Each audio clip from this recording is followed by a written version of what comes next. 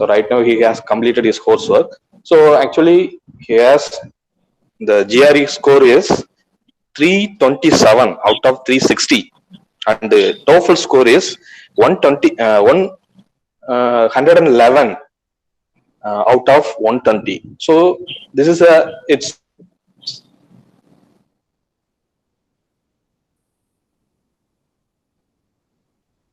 shows his experience and his knowledge on the TOEFL and the GRE. So it will help the students, those who are willing to clear GRE TOEFL. So definitely it will.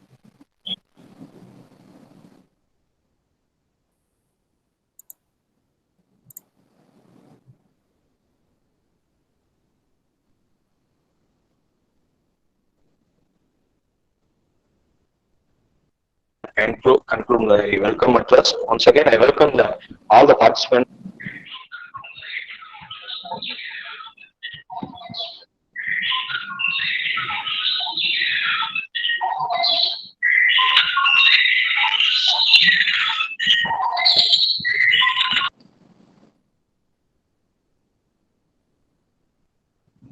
Apunar Busurai? Yeah. Is it audible? Yeah, it's sometimes. Yeah, we can. Yeah, shall we start? Yeah, we can start. Yeah, shall we start? Yeah. Okay. Sure. Yeah. So, yeah, first I would like to thank the whole college and the organizers for organizing such a great event. I think it will be definitely helpful to all the students. And I feel really glad that I got the opportunity to speak to all the students. And also, I would like to thank all the participants for joining in today. These are very difficult times and there are many issues, and I hope all of you are doing well, all of you are safe and healthy, all of your family members, friends, relatives are also fine and healthy. So I thank Professor Naraj for the kind introduction. So let me start by presenting, sharing my slides.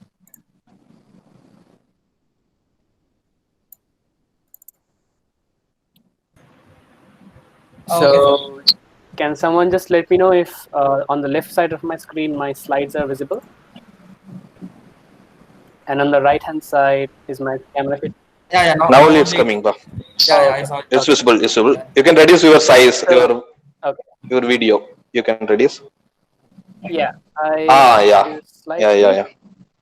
And I'll adjust my camera a bit. Mm. So yeah, this kind of platform is very new, so we are trying to figure out how to get things done. So we decided we'll do it like this, so that you can see me while I present. So first of all, feel free to stop me anytime if you have any questions. I would encourage all of you to take notes. And I have also promised everyone that I'll be sharing my slides. So after the webinar is over, I'll share the slides with the organizers and they can share it with all of you. So yeah, please let's have an interactive session whenever you want. Please, you can unmute yourself and ask questions. So today I'll be talking about the two main exams that are required for your higher education in abroad, GRE and TOEFL.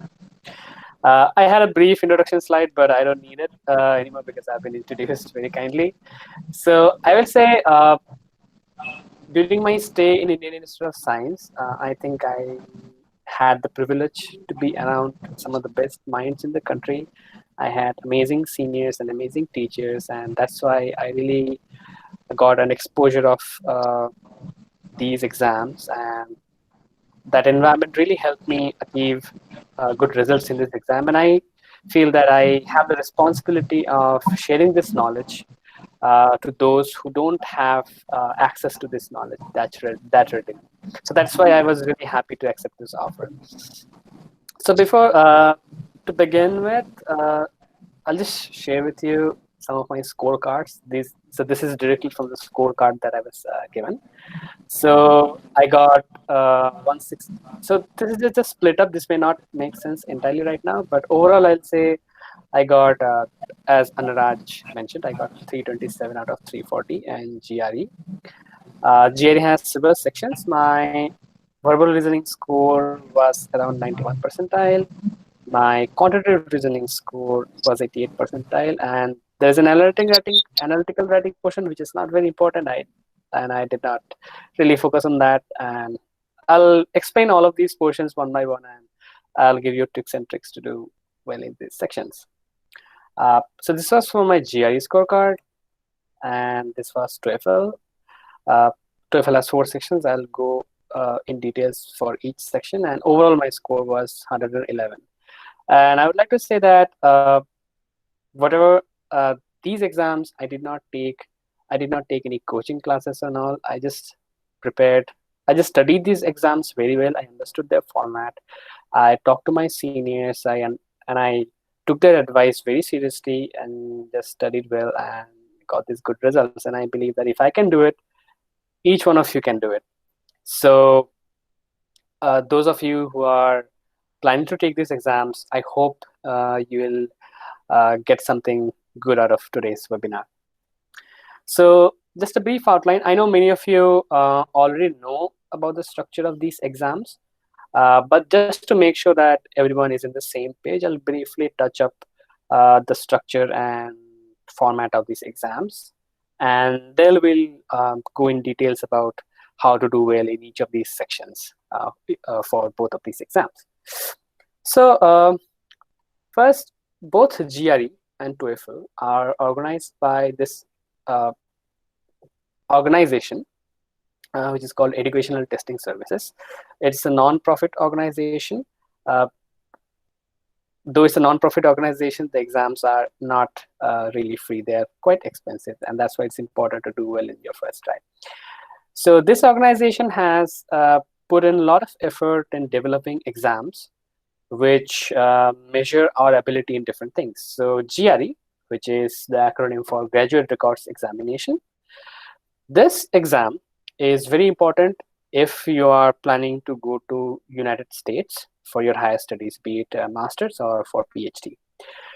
According to this organization, and most universities in United States believes that your performance in GRE exam has a correlation with how you will perform in your higher education.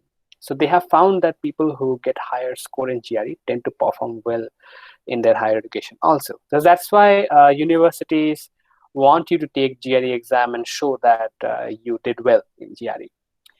So the main purpose of the GRE, and that's where some confusions arise. The main purpose of GRE is not to test your English. The main purpose of the GRE is to test how well you can think critically, logically, and how well you can express your complex thoughts. Being non-native English speakers, we face an additional challenge that this exam is in English. And the English of this exam is complicated. It's not straightforward. So for an American student or a British student, they don't have the issue of solving the English part of this. But for an Asian student or Middle Eastern student or African student or Southeast Asian students, we face this additional difficulty. So the GRE covers mainly 2 things. First, it'll check your ability in arithmetic, algebra, geometry, basic data analysis, maybe some basic statistics, and vocabulary. And the English part of this exam will check how well you can analyze a paragraph in English and how well you can articulate your thoughts. TOEFL, on the other hand, is solely for checking your ability in English. So TOEFL, I mean, since Indians are not native English speakers, whether you go to United States or Europe, you have to take this test to prove that you can speak English well and you can understand and read English well. So TOEFL is the exam which solely judges you for your English capabilities. And there are different parts of it. TOEFL exam will check you for your English reading skills, listening skills, speaking, and writing skills. So first we'll go to GRE first, because from my perspective, GRE is the difficult exam compared to TOEFL. So I'll spend slightly more time on GRE. So in GRE, you have 3 sections, mainly 3 type of sections, let's say. First, you will be doing the analytical writing section. Here you have to write 2 essays.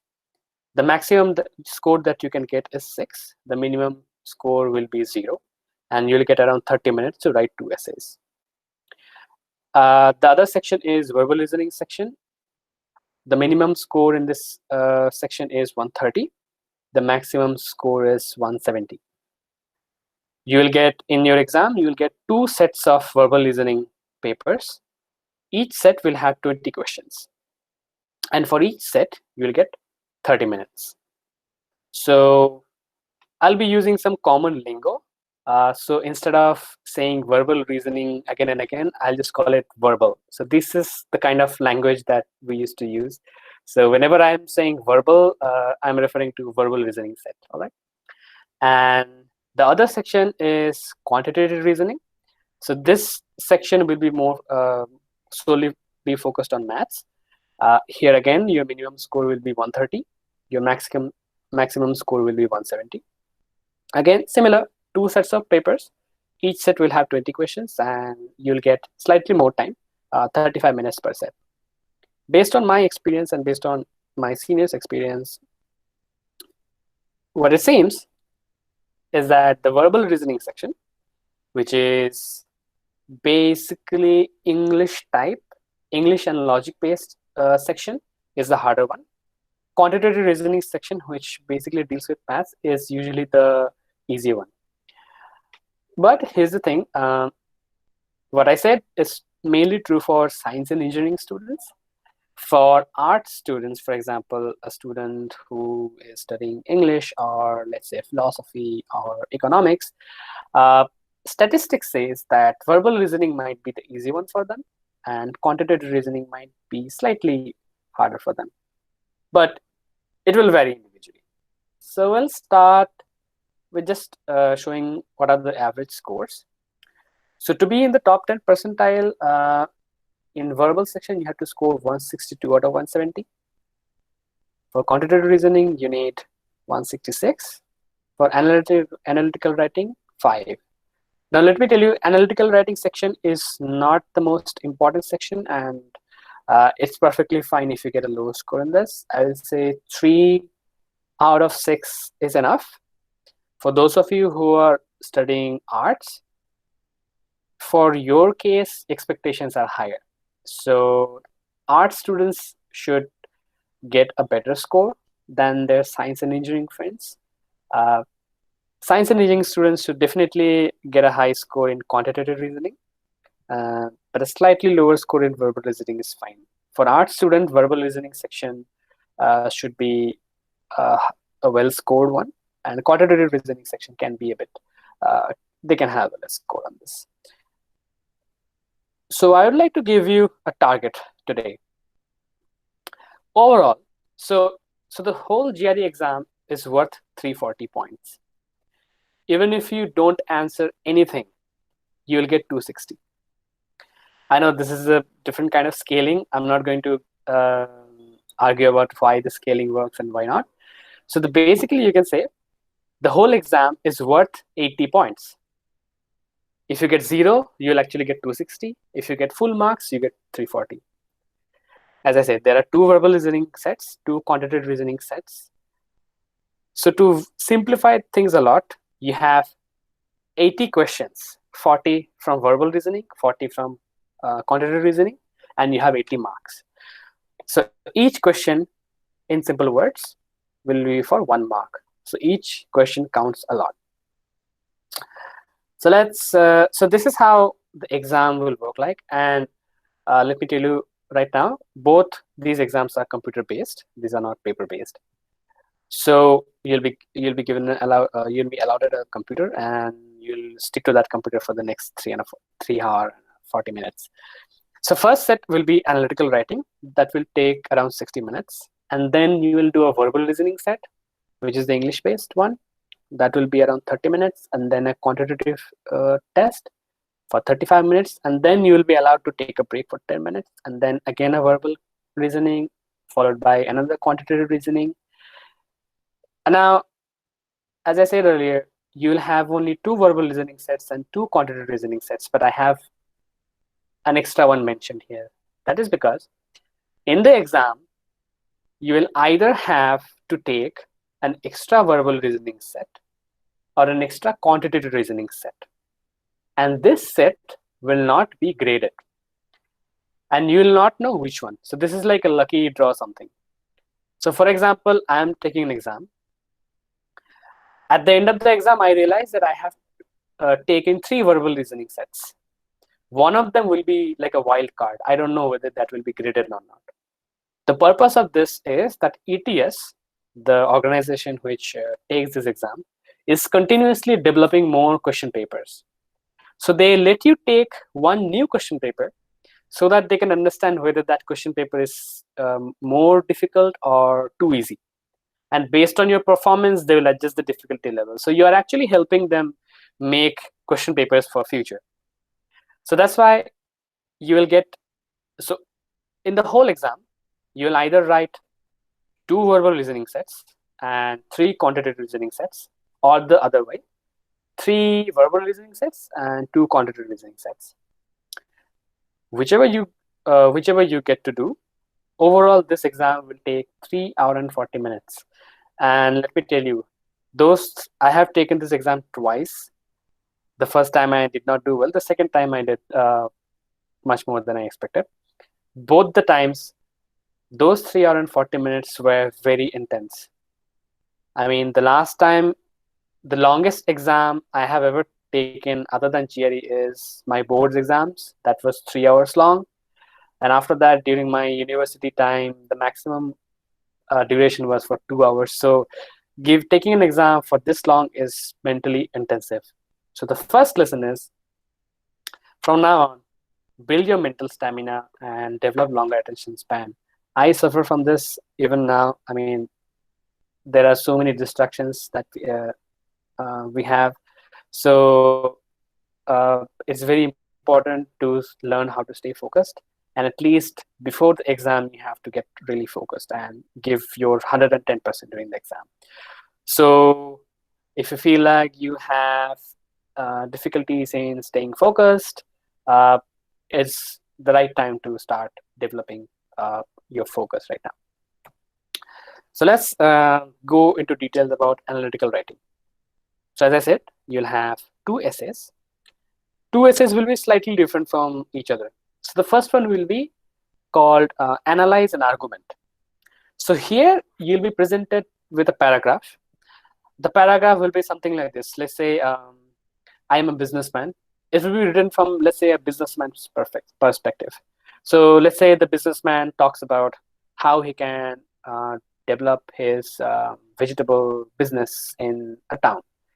And he'll say like, okay, this is summer season, I'll grow these vegetables so that I can sell in winter, and so on and so forth. So it'll be like argument. Somebody is presenting a logic to you, a short 1 paragraph.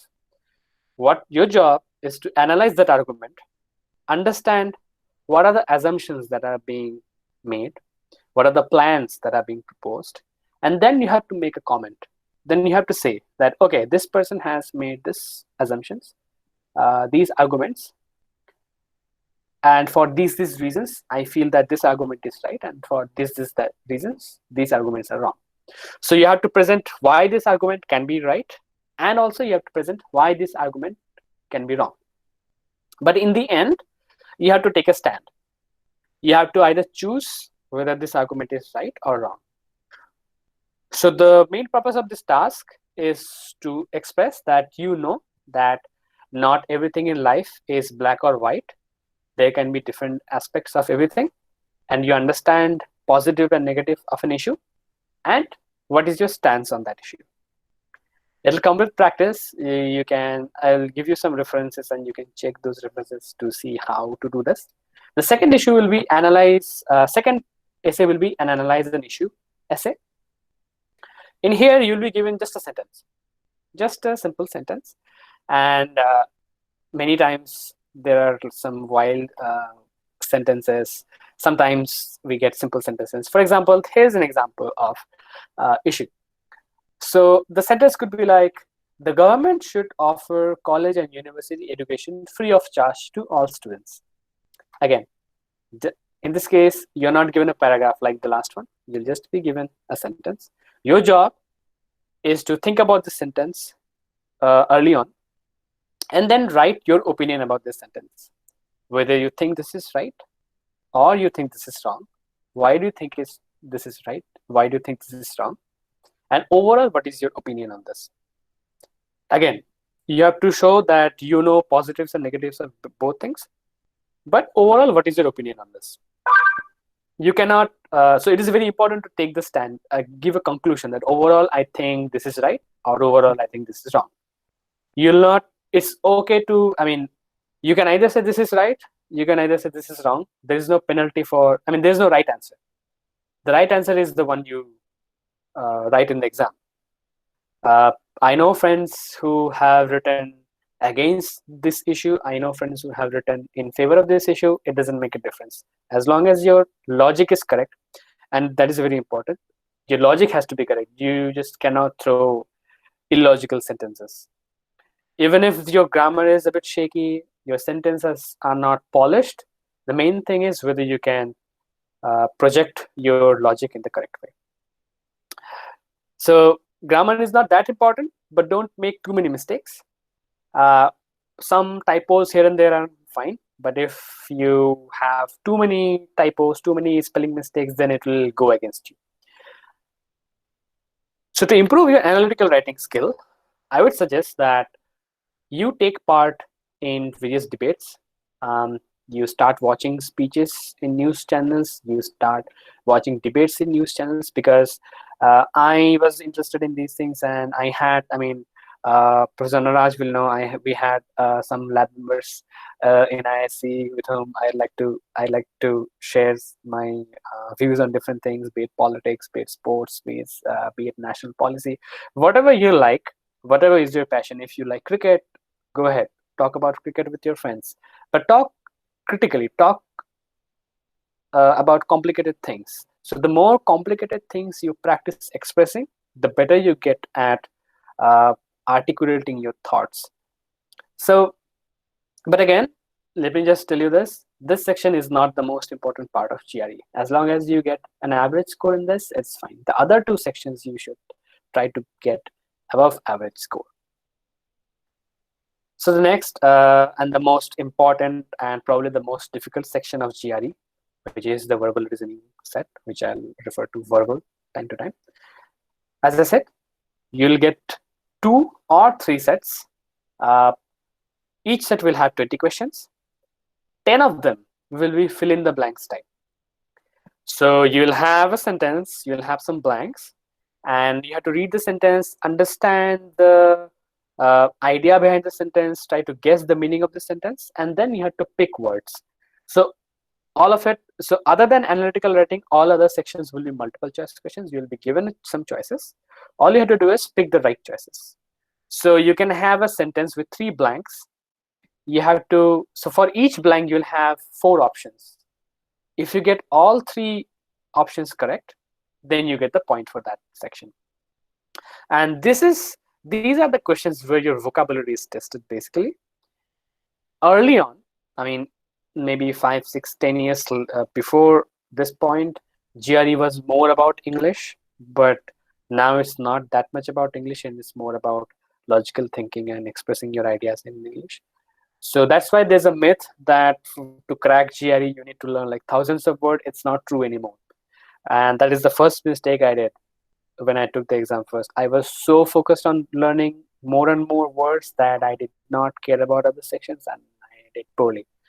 So from first-hand experience, remember that vocabulary is just 1/4 of your GRE, let's say. It's not the complete thing. The other 10 questions in each set will be reading comprehension. So, and this is basically the main, part that everybody misses and everybody suffers in this section. Even I had struggled with this. So here you'll have a paragraph. Some paragraph will be shorter, some paragraph will be longer. You have to read this paragraph quickly and carefully, understand the logic that has been presented. These paragraphs might be from editorial sections from some of the world-class newspapers. It can be from some English novels. Nobody knows from where. but it'll be from some standard place. Based on after reading, you have to answer some specific questions, and this is where the logical thinking part comes. The questions will not be straightforward. For example, let's say there's an article about let's say independence movement of India. The question will not be like uh, when did this revolution began, or when did this happen, or who did that. The questions will not be information based. This part is not for testing you how well you can retrieve an information from paragraph. This part will test you when you read something, can you understand the logic behind it. So questions will be like this: uh, which of these assumptions did authors make in this paragraph, or something like this. When you check specific examples in some of the books, you'll get more idea about it. So remember that these questions are logic based, not information based. Look simple because these are multiple choice questions, and also I forgot to mention earlier, GRE doesn't have negative marking. So please, if you feel like you are out of time or you are confused about something, just answer it. Whatever the best guess that you can make, please answer. Remember, no negative markings.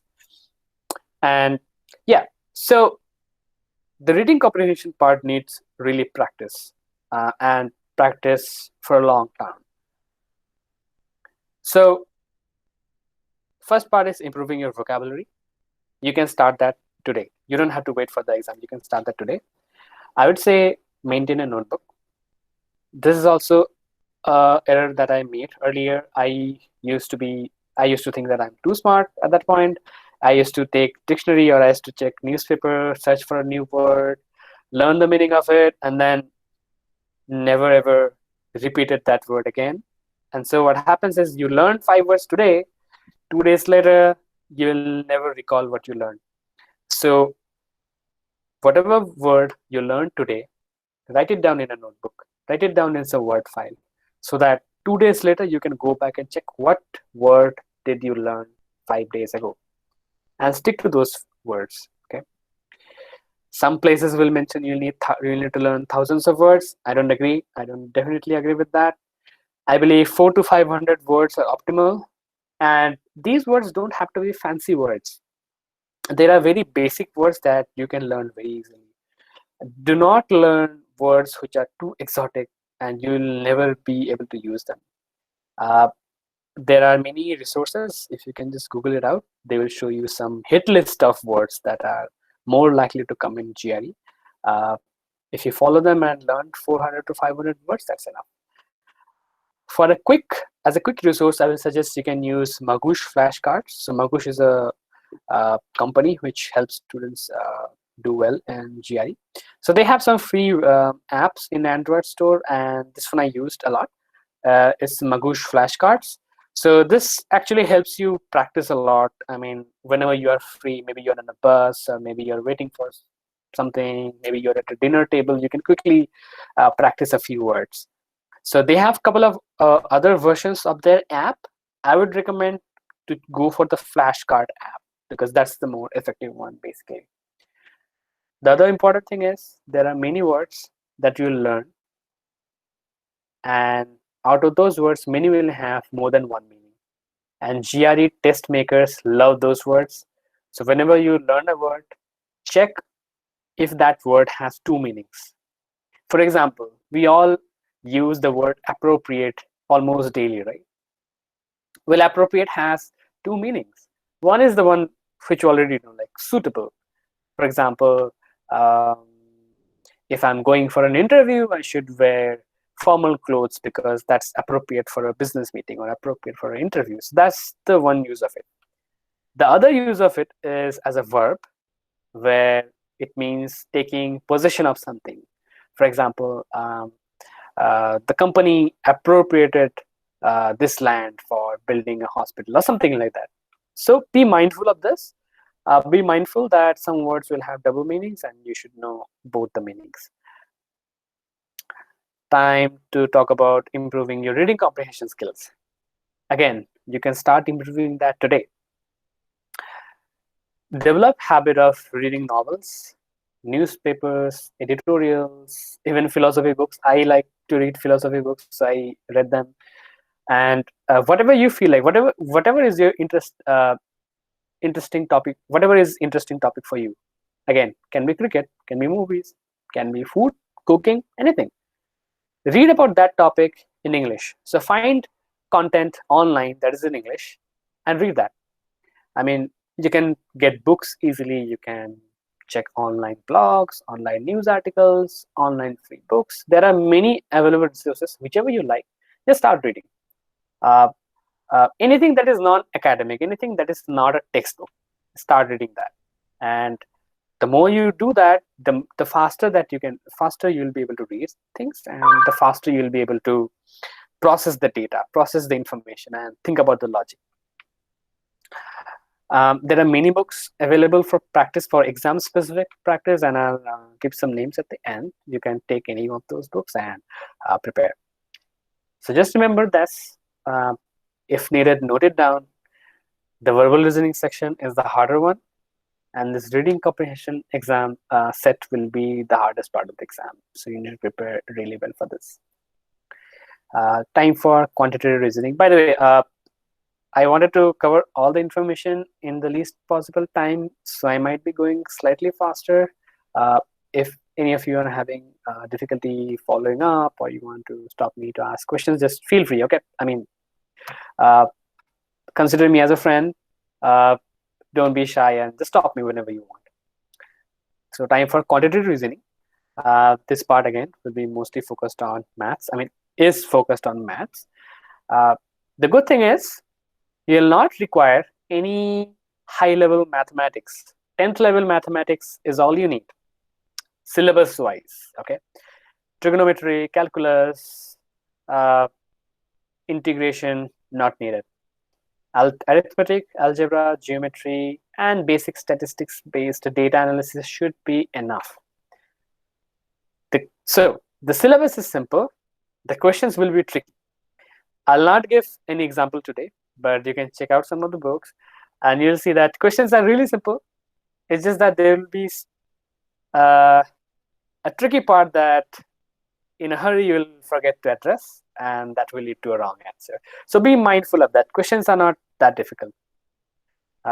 Even for our students, if you just brush up some of your 10th level maths, you'll be able to answer them. It's just you have to be a bit mindful of that the questions can be tricky.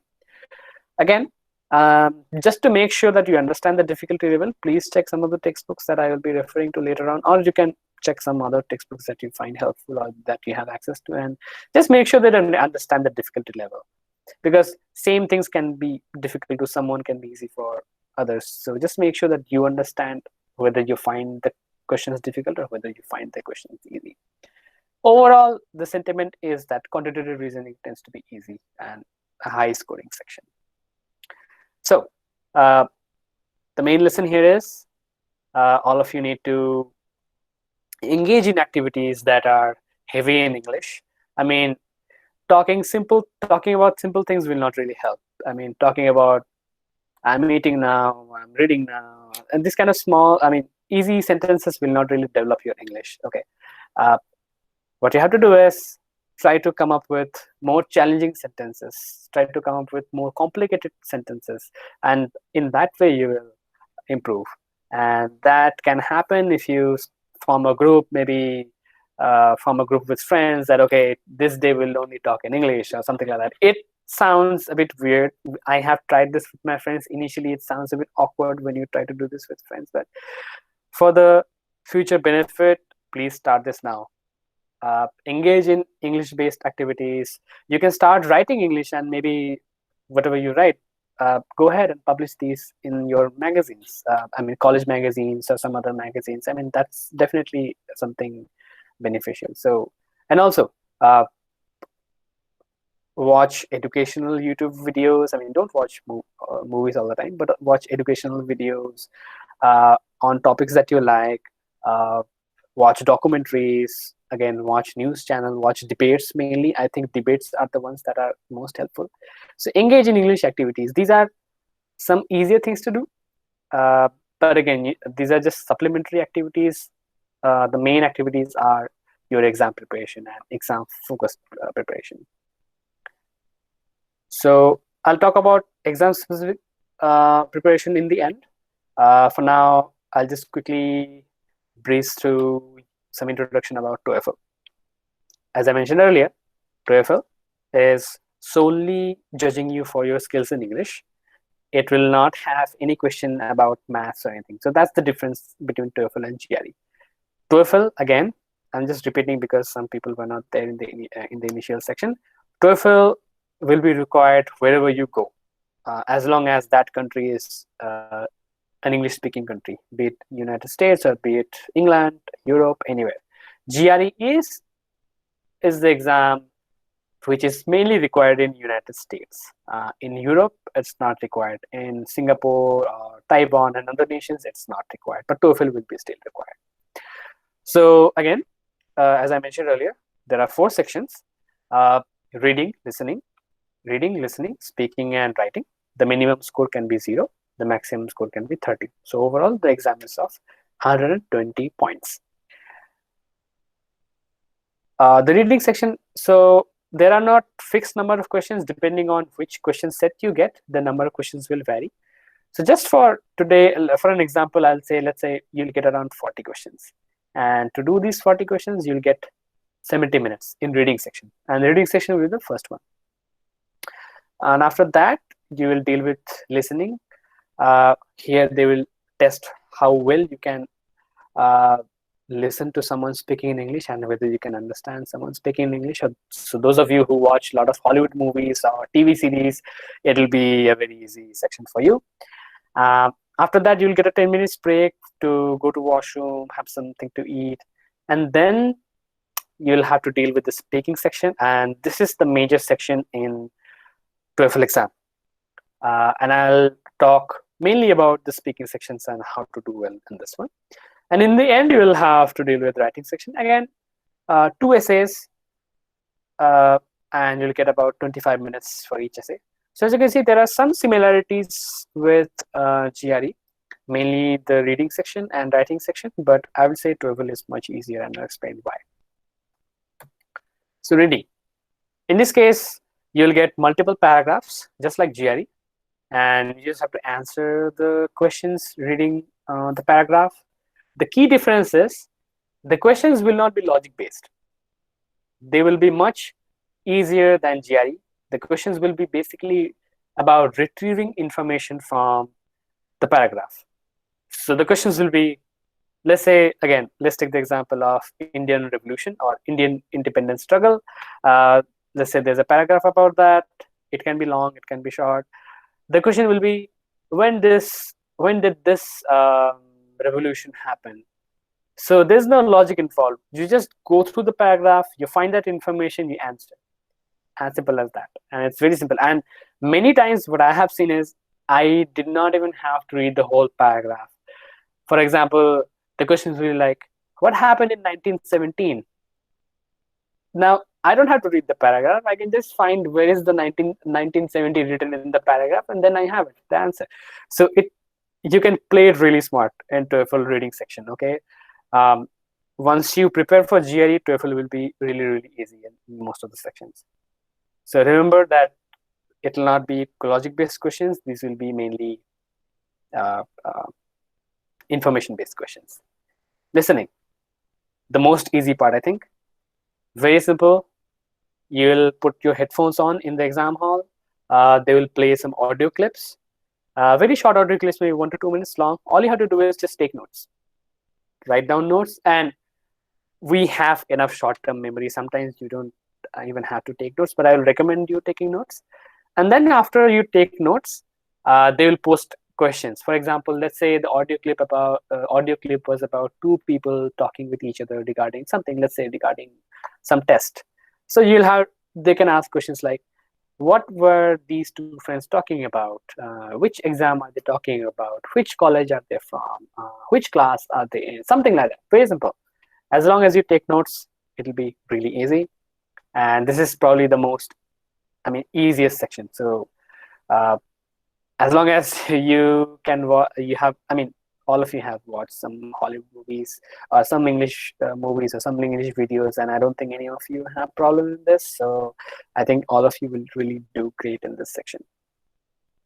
Time for the major section, the most important section of TOEFL, speaking. This is challenging because how the tasks work is that you'll be given a topic. In most cases, you'll be given a very short time to think about that topic, and then you'll be asked to talk about that. So there are 6 talking tasks in this one. For example, the first 2 tasks, you'll be given maybe a topic. You have 15 seconds, 15 seconds to think about that topic, and then you have to talk about that topic for 45 seconds. And trust me, most of the topics are really topics that you have never thought about it. For example, the question can be, and I think one of my friends actually got this question. So the question was, quote unquote, do you think your friends think of you as a funny person?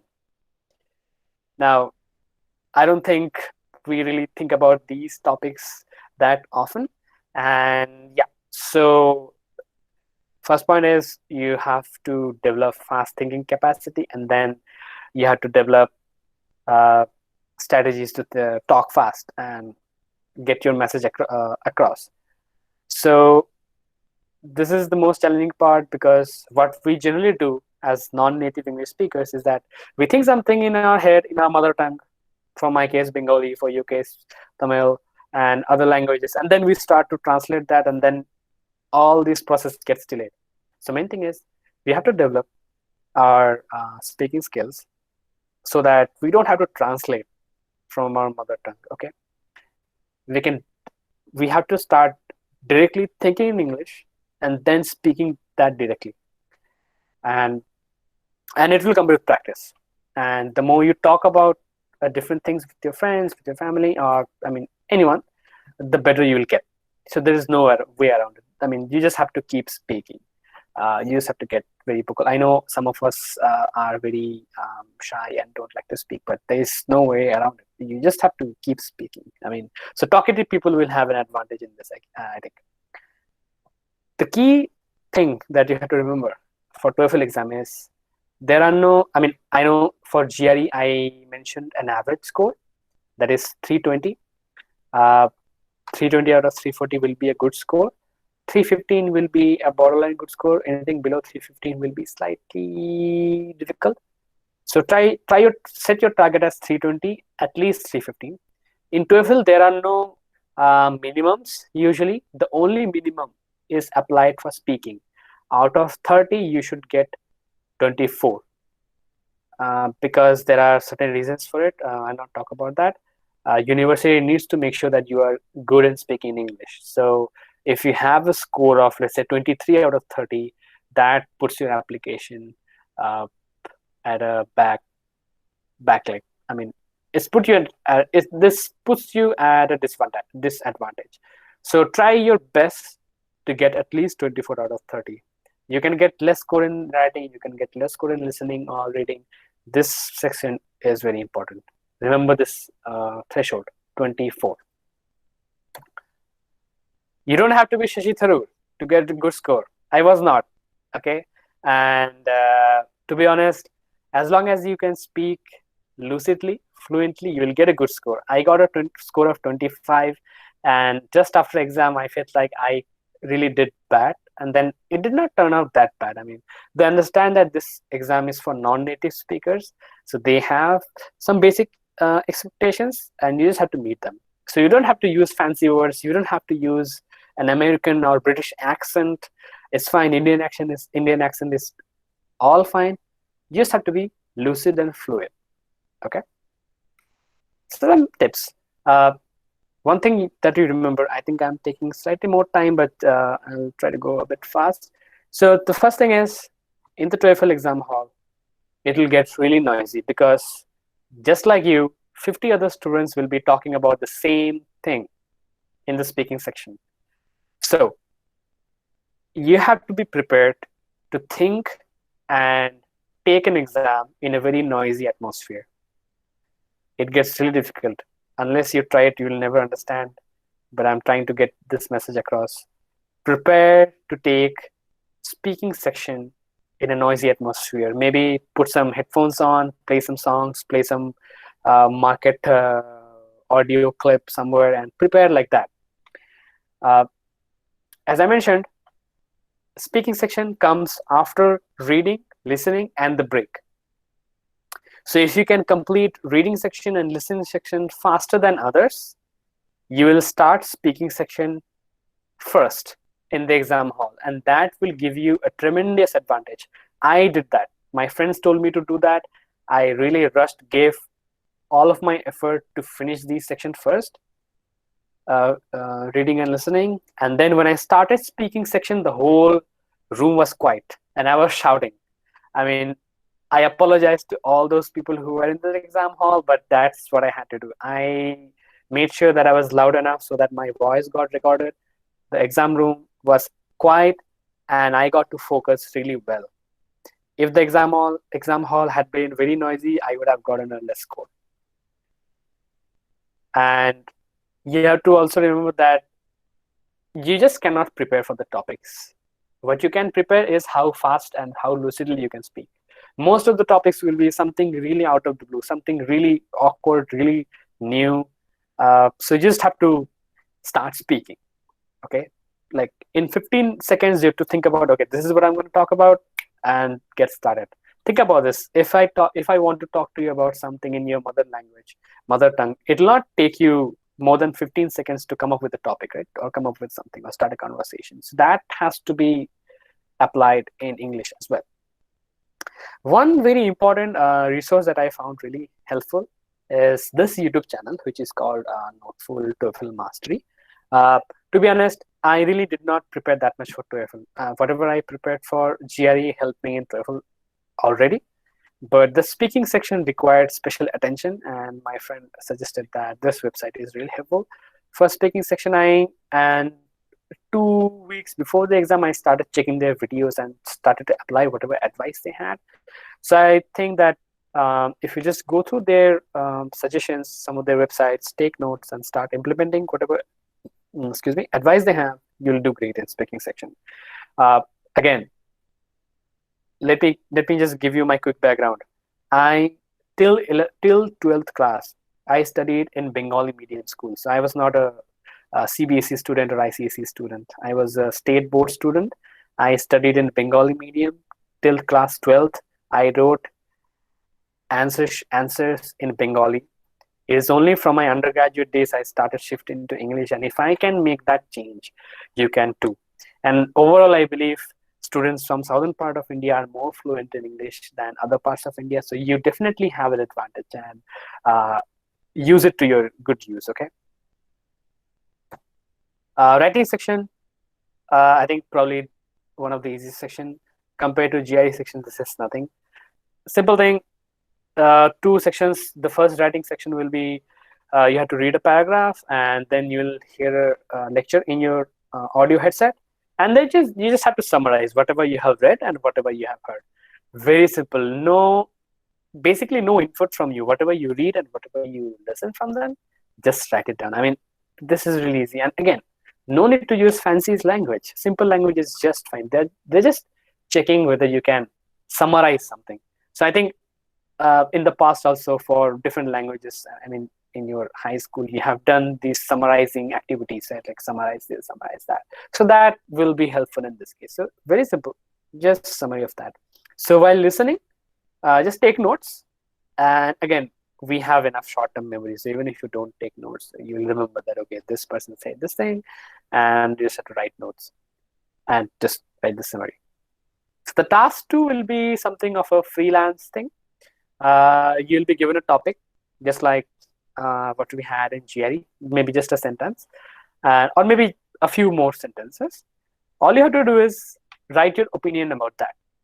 And the topic will be much simpler than GRE. GRE gives you like very difficult topics in just one sentence, but TOEFL will be very simple. Like let's say, I mean, something that you have already done in 12th class. Maybe, do you think college library should should be open 24/7. I mean, this is on the difficult side, but what has been one of the most life-changing experiences that you have experienced, or something like that, very normal. I mean, if you just keep preparing for GRE, this will come naturally. So some cases you will be given like, do you think this is better or that is better? This kind of questions also come sometimes. Just pick an option and justify. You don't even have to, in GRE you have to say like, okay, this is good and this is bad, but overall I feel like this is good. I mean, I mean, the way debate happens, like you have some good things, you have some bad things, and overall you have a good or bad feeling about something. But for TOEFL writing, you don't really have to show both sides of the same coin. You can just say, okay, for example, let's say this topic, whether university libraries should be open 24/7. You can say, yes, I feel like this is what should be done because students uh, study at different times in the day and library should be accessible. Just keep on writing about that. You don't even have to bother about telling, okay, what are the disadvantages of having university library open for 24/7. Just keep talking about the positive things, or if you want to talk about negative things, that is also fine. No harm in that. Just keep writing about that. Again, grammar is not very important, but again, if you have too many grammatical mistakes, then it will go against you. Just one or two grammar mistakes will not really harm you that much. But again, I recommend you to take 2 minutes to just cross check your grammar and stuff. uh, One key advice is, unlike GRE, word count matters in TOEFL. They will give you like, okay, this is the word count. This, you have to write this in 500 words. That's a myth. In TOEFL, in general, the more you write, the better. But of course, with one condition, that whatever you're writing is grammatically correct mostly. So if you are not comfortable writing a lot of things because you're afraid that you'll make grammatical mistakes, write less, but write good. But if you're confident that, yeah, I'm good at grammar, my grammar comes natural to me, then go ahead. Just keep on writing. But again, I mean, don't spread your writing in multiple directions. Try to keep your answers concise. Again, it will come with practice. So whatever makes you interested, if you're a fan of cricket, if you're a fan of football, if you're a fan of cooking, whenever you get time, maybe it will be a good practice to write about a few things in some notebook. So please definitely do that. I mean, writing and speaking and engaging in different activities, or if you have Facebook or WhatsApp groups where you share writing, please do that as well. The more you practice, the better you get. It doesn't have to be very coursework type practice. It can be very free from practice. Like even talking with friends in English is a practice in that sense, and that you can start from today. Some resources. For TOEFL, I felt that you don't need the textbooks, so I have not mentioned them here, but I think for GRE, you really need the textbooks. So I would really recommend the official book for these exams. So ETS has multiple books available. I will recommend going for these two books: official GRE verbal reasoning practice questions and official GRE quantitative reasoning practice questions. So these two books will have a lot of practice questions that you can read, study, and get the idea of the difficulty level. And also they have the full solution manual at the back. So you can understand that, okay, if this is the question, and how do I logically analyze that question? And that actually helped. So do not just have a look at the answer, have a look at the question and check the answer. Check the solution as well. Like, how did the test makers, how did the teacher actually solve this problem? That is the key thing that you have to take away from that book. So try to get hold of these books. Some of these books are not cheap. Some of these books are expensive, and I would recommend that if you can get it through library, very good. But if you want, just make a form a group of people and share these books. I mean, not everybody will be reading this at the same time, so it's perfectly fine to share books. I shared books with my friends, and it's perfectly fine. And you can also, donate these books to your future batches also. So once you buy them, I mean, because they don't really change these books year to year. So once you get them these books will be fine for like maybe next 5 years. Uh, this app I have already mentioned, GRE Magoosh flashcards. This is a really good app for practicing vocabulary, like anytime when you are free, you are in the bus, you are in the kitchen, you are having dinner, anytime. There are some other books that I have used. I have mainly used GRE book by Princeton Review. I used it because I got it from a senior. I mean, you can use any book that you want. Some of the books are available as PDFs online. You can just find that out. I know all of you know how to find free books. Uh, and if you don't get access to free books, maybe just make a group, buy them. The advantage of getting hold of this book is you get free mock tests from this group. So I actually had access to one of these books, Kaplan. No, sorry, that was Princeton Review, and because I had that book, I got some mock tests for that. So that really helped. And the next thing that I will talk about is mock test. Uh, so just a brief strategy. Uh, from today, start building new habits. Get engaged in English activities. Do not start any exam specific activity right now. I mean, do not start solving questions right now if you are taking exam next year, because that will be just a waste. You will not remember these questions. For now, just develop new habits. 3 months before the exam, start answering questions which are from the exam. 1 month before the exam, start taking mock tests. When you register for GRE, you'll get 2 free mock tests. For TOEFL, you'll not get any, and you don't need any, to be honest. For GRE, you need the mock test. You'll get at least 2. If you get hand hold of some other books, you'll get extra mock tests. Start using them 1 month before. Again, do not take mock tests like 1 year before your exam, because you'll be just wasting that mock test. Okay.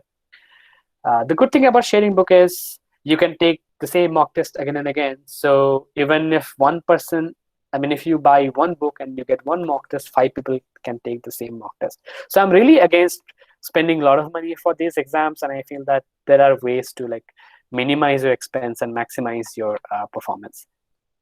As I said, you'll get 2 free mock tests from ETS. Try to get access to some books. If you need some books, I mean, I can share my Twitter handle. I mean, you can send me a note and I can try to share some books with you. That's also fine. I have some PDF versions of some of these books. And do not look out for best book. The best book is what you have. I mean, if you refer to 5 different books, you'll not finish any book. So stick to very limited number of books and finish them, rather than taking 5 books and not finishing any book. So that is a very important advice. The best book is the one you have. There are some mistakes. Please avoid these mistakes at all costs. I know some of my friends who have done these mistakes. I also almost did one of these mistakes, and that was really unfortunate that I did not look at this carefully. First, do not book exams too late. October,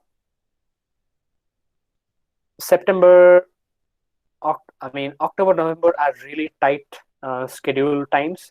Try to book them in July, August, maximum September, maximum October. September, November gets really jam-packed, so you'll not get favorable slots. Maybe you'll get a slot where you have an exam in college or you have something else.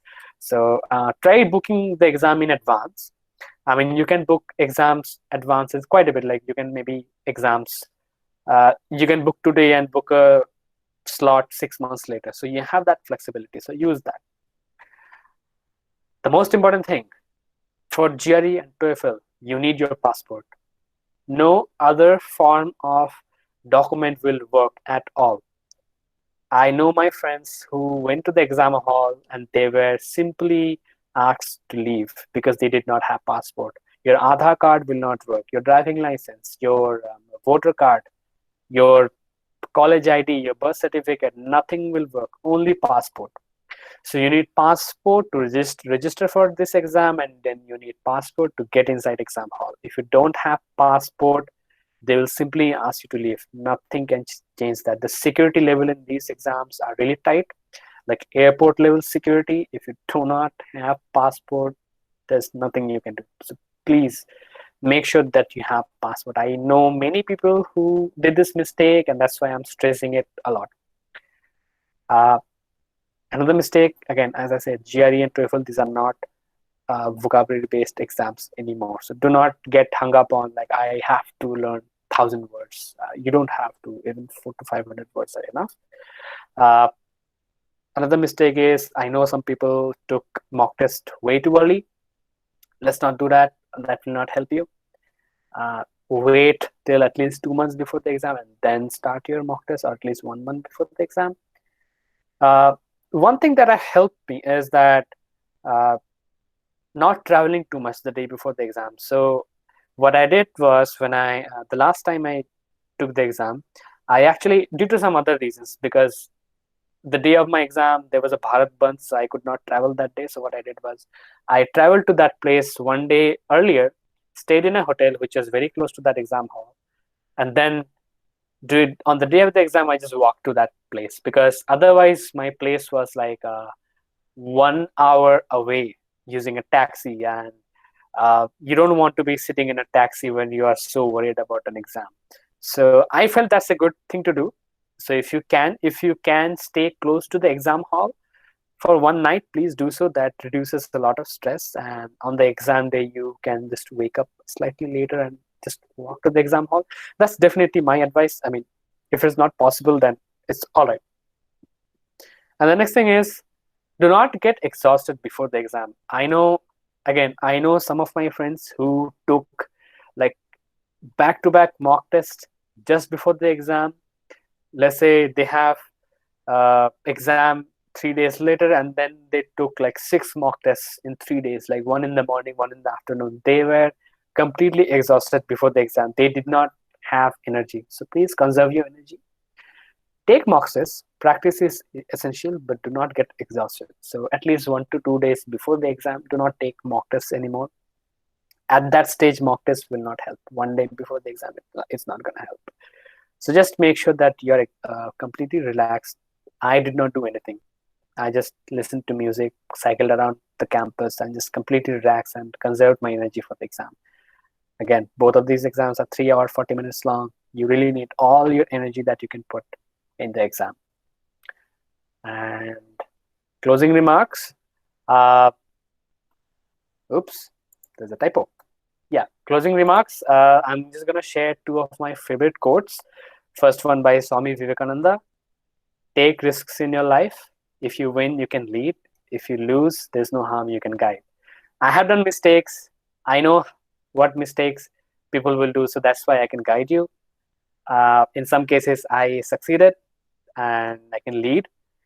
Uh, and the other quote is from Mark Twain, who is a novelist. The danger is not that we aim high and fail. The danger is that we aim too low and succeed.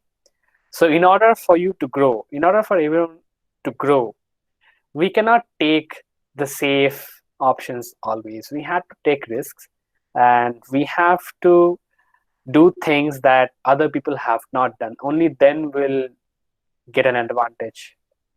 All right. If everybody just follows each other's footsteps, that nobody will get an advantage. So those of you who really are passionate about your higher studies, those of you who want to go abroad for a good education and a good career, you have to understand that these exams are difficult. There are many disadvantages for people like us, for non-native English speakers, or maybe not from big cities. I'm not from a big city. I'm like a small town kid. There are some disadvantages, but we have to take chances, and we have to take a shot at these exams.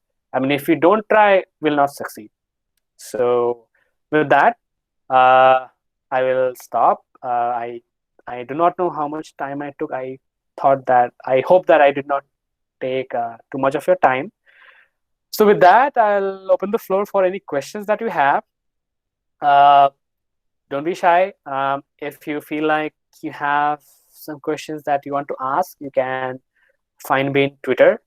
So I use Twitter mostly for academic purposes, academic connections.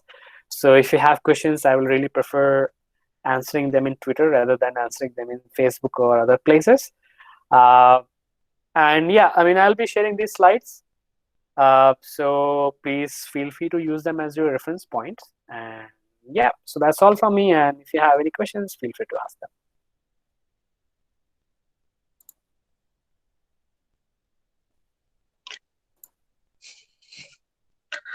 Thank you, Punar Basu. Thank you for your lecture. Mhm. And so the session is open for the discussion. So if anyone have that questions or doubts regarding that exams, you can ask. You can use this opportunity. So I request the participant, if you have any doubts or clarification, you can ask.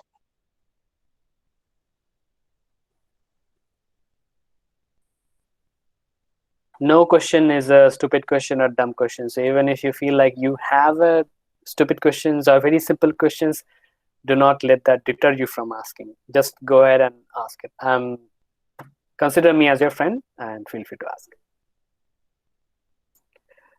Yes, I will be sharing these slides with the organizers, and they will distribute these slides with the participants.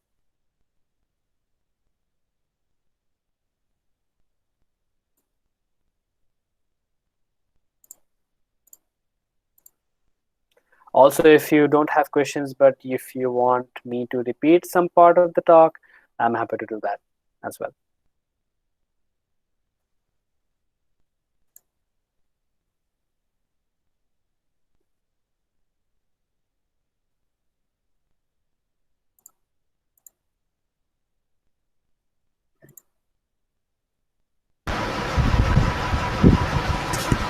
Hello, Punarbasu.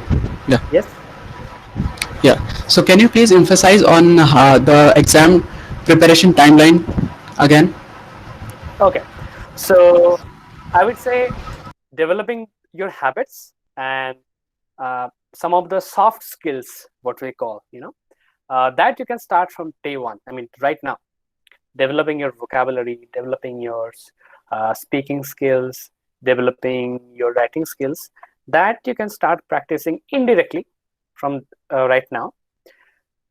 I would suggest uh, taking exam specific preparation that should be left for the last 3 months, let's say.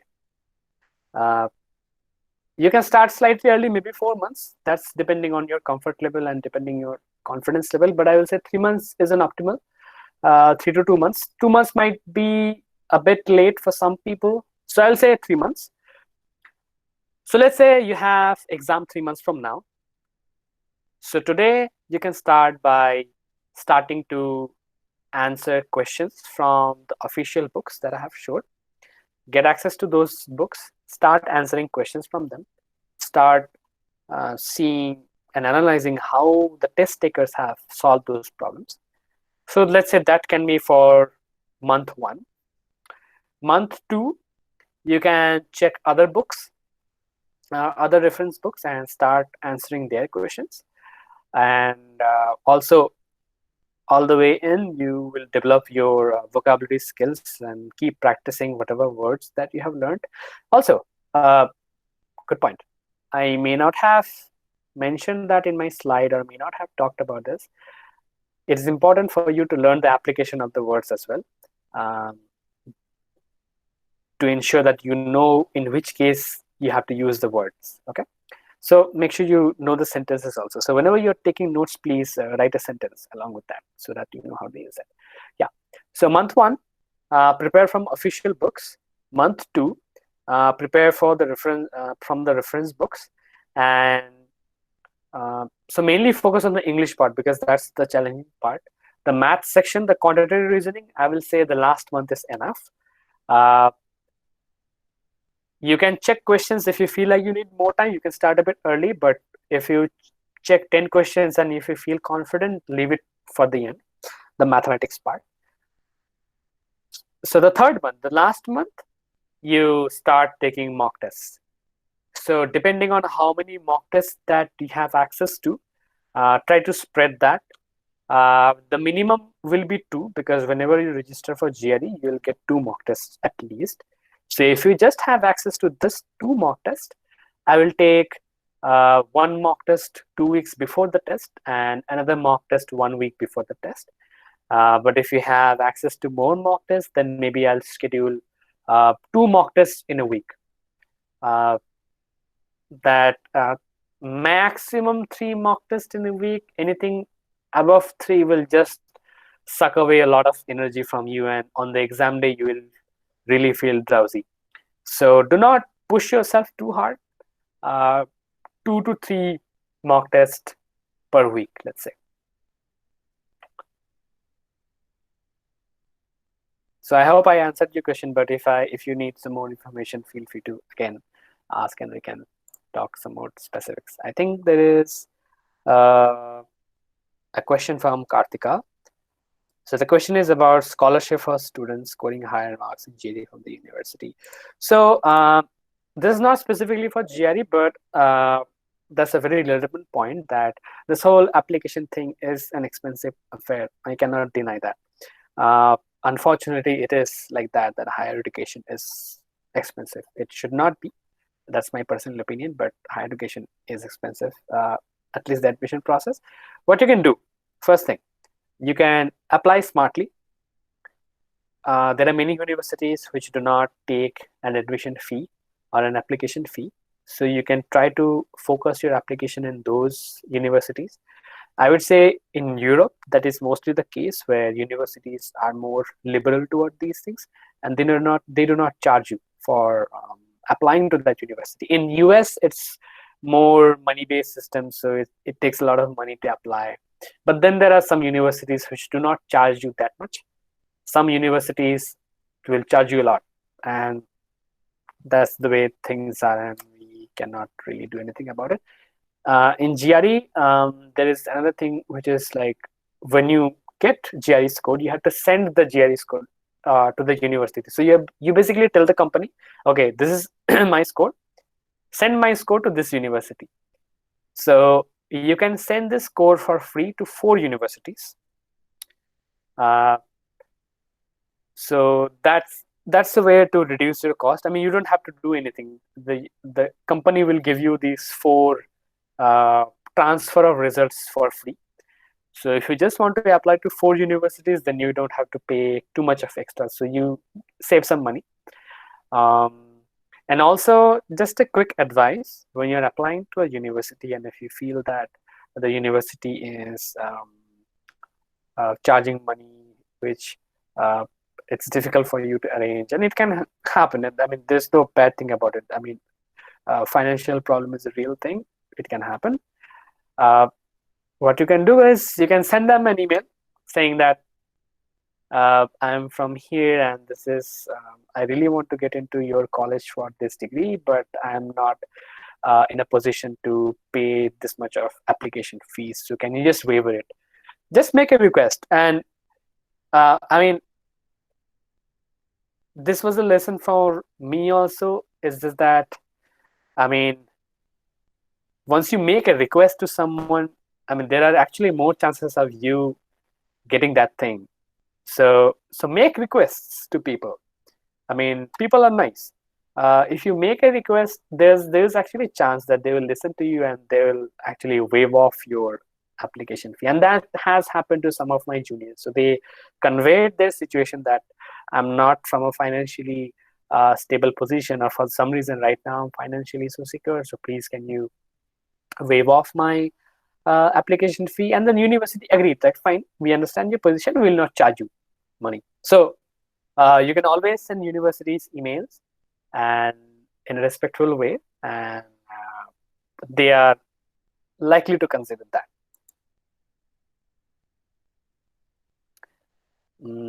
So let's go by, I'm just checking chat.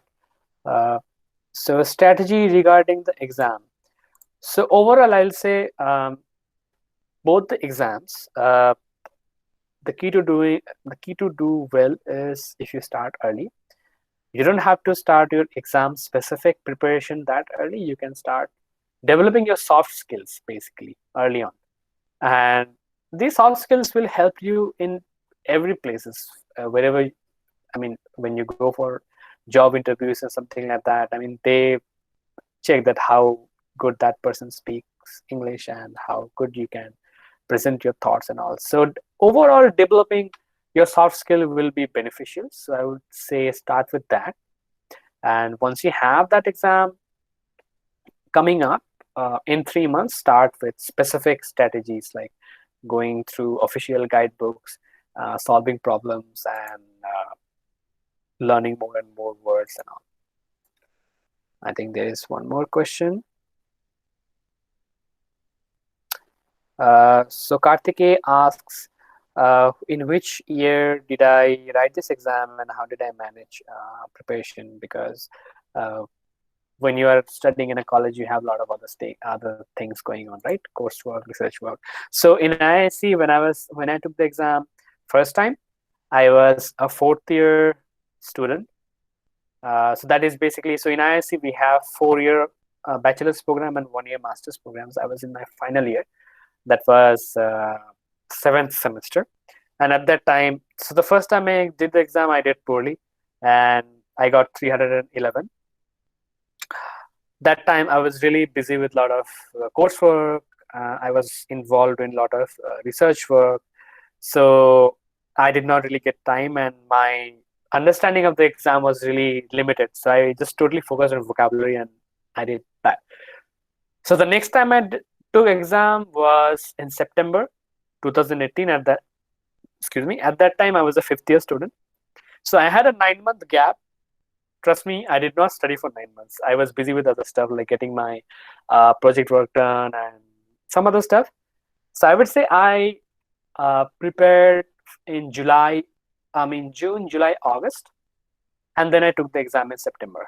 And after I finished my GRE, 1 month later, I took TOEFL exam.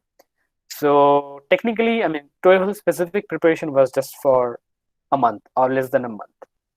So I was in my fifth year, and I was fortunate that I had a summer vacation, which I was able to utilize for preparation. Even though I was involved in research even then, I just had to take time out of that.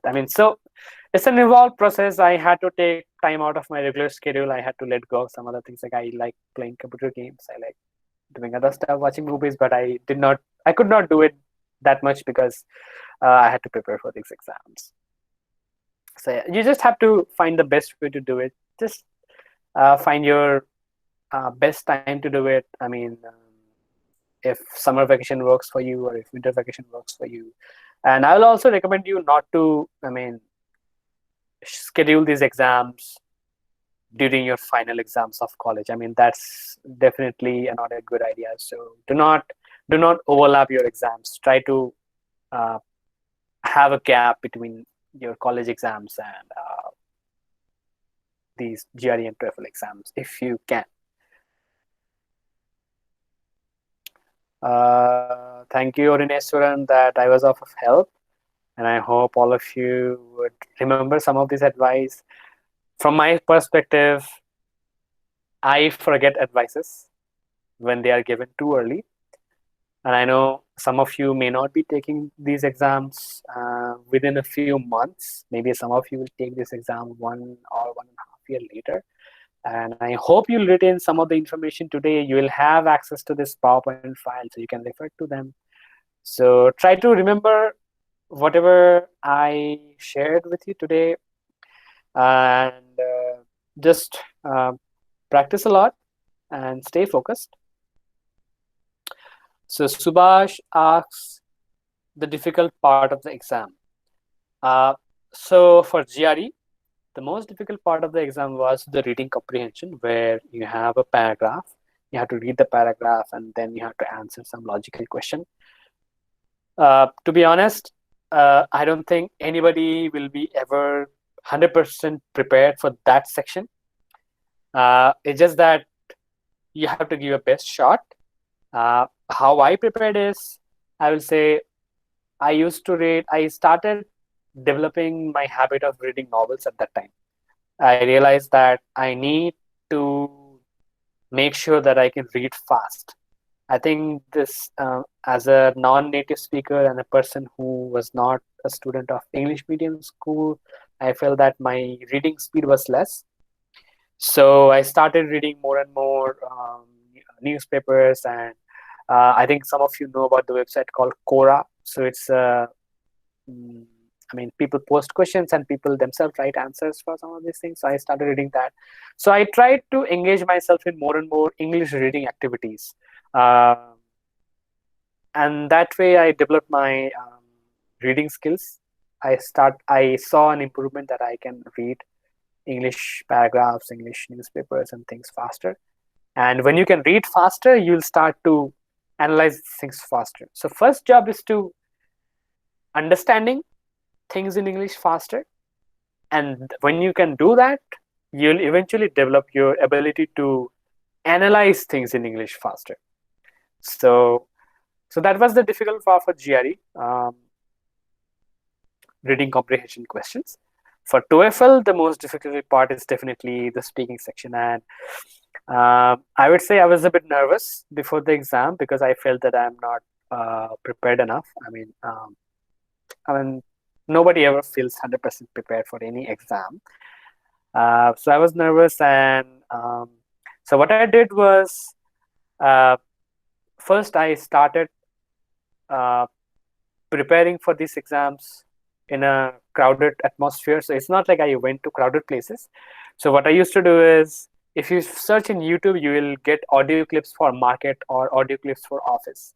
So I used to play that and put earphones in my ear. And then I used to answer questions. So that prepared me to focus more in a noisy environment. So for TOEFL, it's important. GRE exam halls will be very silent, and it will not disturb you a lot. But TOEFL exam hall can get really disturbing sometimes. So if you prepare with that kind of a noise, it's helpful. I mean, again, don't try these tricks like 1 year before the exam, because that will just hinder your process. So maybe 1 week, 2 weeks before the exam, start using these tricks like putting on noise to mimic the exam hall situation. And otherwise, and also, TOEFL speaking questions are really weird and really out of the box. Yeah. I mean, whatever questions I got, I never realized that I needed to talk about these things beforehand. For example, let's say the questions will be,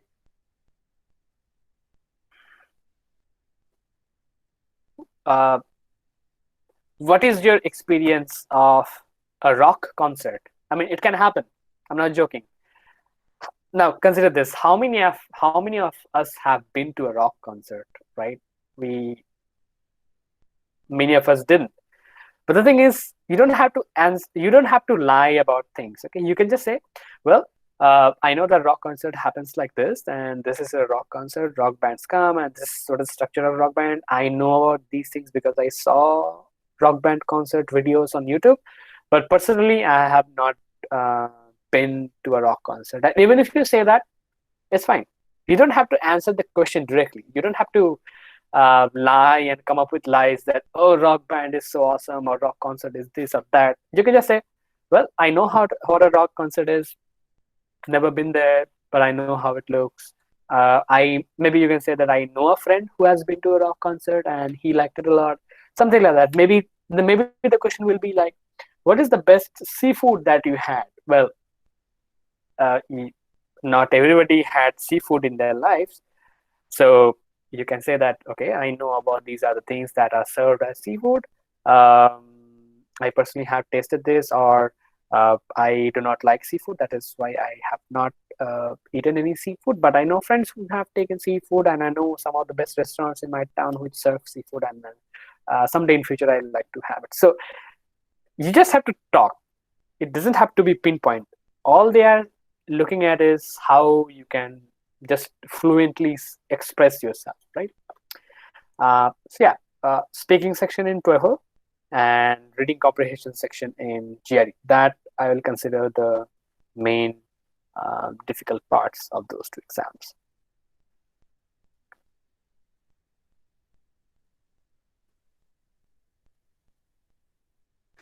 So Aruneshwaran asks that there are different tasks in verbal quantitative sections, and which kind of task is very useful in the developing your knowledge. So as I said, uh, I believe that if you're a science and engineering student, you'll not need too much of effort in quantitative section. If you are an arts student, maybe it will be helpful if you just have a look at the math-based questions early on, just to check how much you need to brush up your basics. If you think that you need to brush up your basics, maybe start earlier than your science and engineering friends in the math part. But if you feel confident, leave it for the end. Honestly, I really think that quantitative section will not be that much of a trouble, because the questions are simple. It's just that sometimes they're tricky. Take your time, do some practice. If you need more practice, then start earlier. I mean, don't take my words like as etched in stone. I mean, uh, if you want to start early, definitely start early. You know, uh, the main thing is for verbal again. Use Maintain a notebook so that you know which words you have learned in the past. The brain works like this: the more time you repeat a thing, you get better at this. So the more number of times you repeat a word, the better you will remember that. So that's why it's essential to maintain a notebook. And so make sure you maintain a notebook and use apps like Magoosh flashcard. And uh, I will definitely recommend all of you to start practicing with the official book. I mean, that is the foundation stone of your preparation. Once you do that, go ahead and move on to other textbooks, but definitely start with the official ones. Yes, so Kartiki asked if I took the subject GRE. So that's a very good question. So GRE has, actually there are two GRE exams. The one that I talked about is called General GRE. So it's mainly about English and maths, let's say. For those of you who are studying sciences, and some of you who are studying some specific disciplines of arts, they may need to take another exam which is called subject GRE. For example, I'm a chemistry student.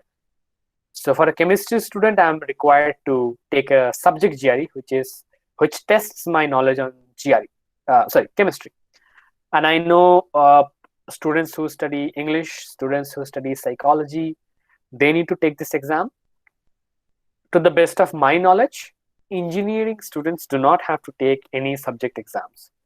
So whatever your discipline is, whatever is your field, check that out in the ETS website if they have exam for your discipline. If you have exam for your discipline, then you can take it if you're applying to United States. If you're going to Europe, I don't think subject GRE will be needed. So it's up to your preference and your discipline. But I definitely know that in 99% of the cases, engineering students do not have to take these exams. Science students have to take, I mean, maths, physics, chemistry, biology. These subjects definitely have to take this exam. On the other hand, I think economics, English, and psychology have psychology students have to take this another exam, which is called subject exams. So Sabu asked, how did I know about the GRE exam and who is my guide? Who was my guide? So I came to know about GRE exam because, again, I would say that I had the great privilege to be to study in one of the great institutes of our country, and I was surrounded with so many great minds of my age and of elder people who are so great thinkers. So they took the exams before me, many of my seniors, and they shared their knowledge with me. And so they shared their first-hand experience, and that really helped me understand what the exam is about, and without even taking the exam myself. So before even I took the exam, I knew, okay, these are the format of the exam. These are the kind of questions of this exam. So I would say, if you ask me who was my guide, I would say all of my seniors from Indian Institute of Science, all of them have been a guide for me. And I am really thankful to all of my seniors who took the time and initiative to explain to me and my other friends, like, okay, this is how these exams work, and this is how you should study. And that is why I think that it is my responsibility and my friends, responsibility to share our knowledge with others who do not get access to this knowledge, so that all of us can do better.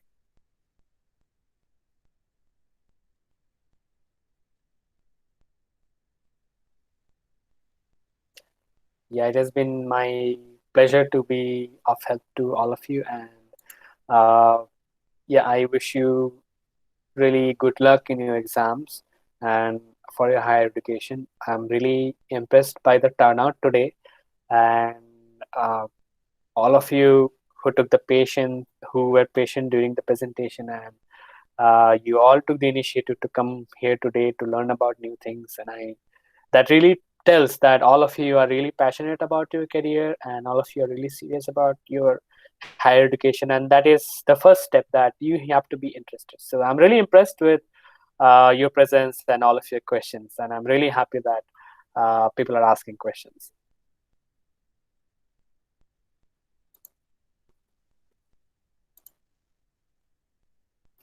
Again, I'm really pleased to have this opportunity to share my knowledge. And again, if you feel like you need to ask me questions, you can reach out to me on Twitter. Again, I'm not branding Twitter or something like that. It's just that I keep academic things separate from my personal things. I would not really prefer engaging in academic conversation in Facebook or other platforms. So I try to keep academic things in Twitter.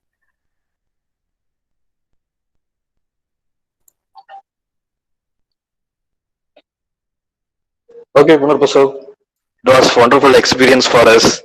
Okay, thank you for sharing your valuable time with us, and it was highly useful to our students. So first of all, so I thank you, really thank you for your passions. So it is midnight for you, I think. Yeah, almost Is it midnight. true? It is midnight, I think. So you are spending your valuable time. So we are No, no, preparing for the I, lunch. So you are sitting for us for a long time. So no, thank no, you it's so much fine. for Yeah, sharing your experience. And so most of the students, it will be really helpful to our students. So once again, I thank you, and also thank the participants. Okay, more than 100 participants were present throughout the lecture and actively asked the questions at the end of the session. So thank you one and all persons here. So thank you Shubham, sorry, thank you Punarbasu. Shubham also attending this one. So Shubham and Sauro also attending this oh, session. Okay, and yeah, I okay, could not Mukesh really lecture also. participate. Oh, Okay, so they are now they are attending that Mukesh lecture. It is going on in the ACS virtual oh, lab. Okay, they are attending them. So he informed me. So Anna, we are going to that lecture. So we could not complete this one. no So problems. Yeah. thank you Punal Basu for your No, no. It valuable has been time. my pleasure Okay, to be here, and thank you all for inviting me here. I was really pleased to be presenting here. So thank you from my side as well. okay, Yes. okay. We can stop here. Okay, thank you so much. Bye bye, Thank you. everyone. Take care. Bye.